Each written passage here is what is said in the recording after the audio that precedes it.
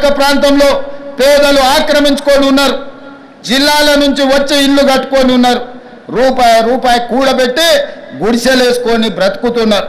వాళ్ళ పట్ల మానవత్వంతో వ్యవహరిస్తుంది ప్రభుత్వం. మూసీ నాలలో ఉన్న శాశ్వత నివాసదారులు ఎవరైతే ఉన్నారో వాళ్ళందరికీ డబుల్ బెడ్రూమ్ ఇల్లు ఇచ్చే బాధ్యత ఈ రాష్ట్ర ప్రభుత్వం తీసుకుంటుంది. దాదాపుగా 11,000 మంది అక్కడ ఇల్లు ఉన్నాయి. ప్రతి వాడికి 11 కాదు, అవసరమైతే 12,000 మంది అయినా ప్రతి వాడికి డబుల్ బెడ్రూమ్ ఇల్లు ఇచ్చి వాళ్ళని ఆత్మగౌరవంతో బ్రతకటట్టు ఈ ప్రభుత్వం పునరావాసం కల్పిస్తుంది. అట్లాంటి కార్యక్రమాలలో ఇవాళ శిక్షణ పొందిన ఈ ఎస్ఐలు ప్రజల సహకారం కోసం మీరు బాధ్యత తీసుకోవాలి. అదేవిధంగా ఎక్కడైతే ఆక్రమించుకున్నారో మూసీలు, ఎఫ్టీఏలు, బఫర్ జోన్ నాలాలో ఉన్న వాళ్ళు తొలగించండి. ప్రభుత్వ భూముల్లో లేకపోతే ప్రైవేట్ భూముల్లో అనుమతి లేకుండా కట్టుకున్న వాళ్ళని ఏదైనా రెగ్యులరైజ్ చేయడానికి స్కీమ్ ఉంది. కానీ ఎఫ్టీఎల్, బఫర్ జోన్ నాలాల వాటికి రెగ్యులరైజేషన్ స్కీమ్ లేదు. ఇవాళ కాకపోతే రేపైనా వాటిని తప్పకుండా తొలగిస్తాం. వాళ్ళ పట్ల కఠినంగా వ్యవహరిస్తాం. మీ అందరికీ నా విజ్ఞప్తి ఒక్కటే, రేపటి నుండి ప్రజల దగ్గరికి వెళ్తున్నారు. తెలంగాణ ప్రజలకు విశ్వాసం, నమ్మకం కలిగించండి. మన రాష్ట్రంలో గంజాయి మాట ఎత్తాలన్నా, డ్రగ్స్ గురించి ఆలోచన చేయాలన్నా, సైబర్ నేరాలను నియంత్రించాలన్నా, చెరువులు నాలాలు చెరబట్టిన వాళ్లను మోకాళ్ళలో వణుకు పుట్టాలి, వెన్నులో చలిజరము రావాలి. ఆ విధంగా మీరు ఈ తెలంగాణ సమాజానికి సేవలు చేయవలసిన అవసరం ఉన్నది. నేను మిమ్మల్ని అడుగుతున్న ఒకే ఒక్క మాట, మీరు ఈ బాధ్యత తీసుకోండి. ఇది మన తెలంగాణ, మన తెలంగాణను రక్షించుకునే బాధ్యత మన మీద ఉన్నది. నేను వేరు, మీరు వేరు కాదు. వాళ్ళు నేరగాళ్ళు, ఆ నేరగాళ్లను పట్టుకొని అడ్డు తొలగించే బాధ్యత మీది, నాది.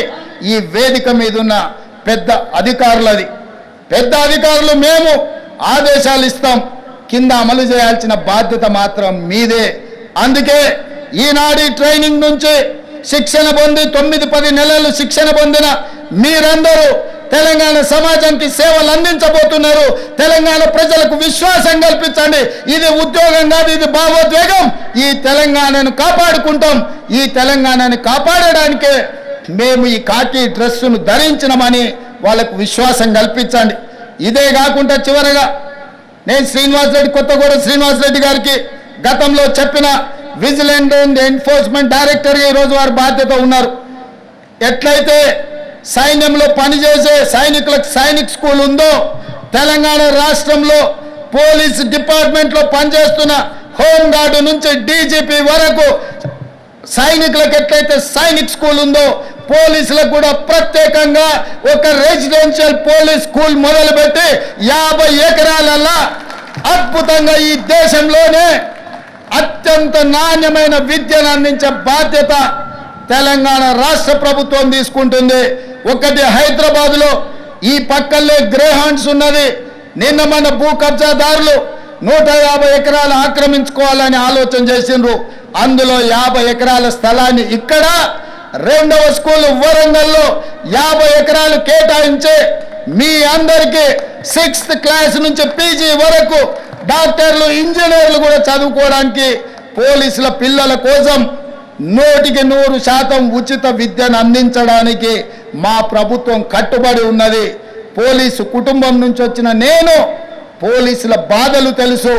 వాళ్ళ పిల్లల విద్య విషయంలో నాకు సంపూర్ణమైన అవగాహన ఉన్నది.